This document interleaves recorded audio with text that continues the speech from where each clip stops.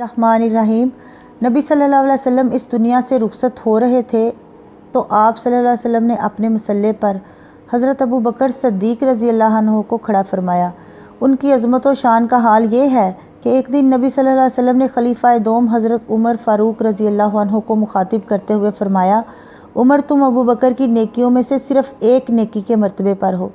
ایک مرتبہ نبی صلی اللہ علیہ وسلم نے فرمایا، جو شخص نماز کی اقامت اور پابندی میں ممتاز ہوگا اس کو جنت کے باب الصلاۃ سے پکارا جائے گا، اور جو شخص جہاد کرنے والوں میں نمایاں ہوگا اس کو جنت کے باب الجہاد سے پکارا جائے گا، اور جو شخص صدقہ کرنے والوں میں امتیازی شان کا مالک ہوگا اس کو جنت کے باب الصدقہ سے پکارا جائے گا، اور جو شخص روزہ رکھنے والوں میں اعلیٰ درجہ رکھتا ہوگا اس کو جنت کے باب الریان سے پکارا جائے گا۔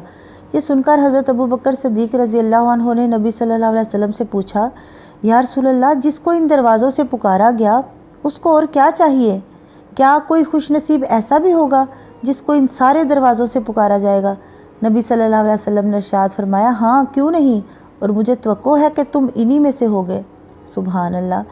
اس عظمت شان کے باوجود آپ کا حال بیان کرتے ہوئے حضرت زید بن اسلم رضی اللہ تعالیٰ عنہ فرماتے ہیں کہ ایک دن عمر فاروق رضی اللہ عنہ جب حضرت ابو بکر صدیق کے ہاں تشریف لے گئے تو کیا دیکھتے ہیں کہ حضرت ابو بکر صدیق اپنی زبان کو پکڑ پکڑ کر کھینچ رہے ہیں۔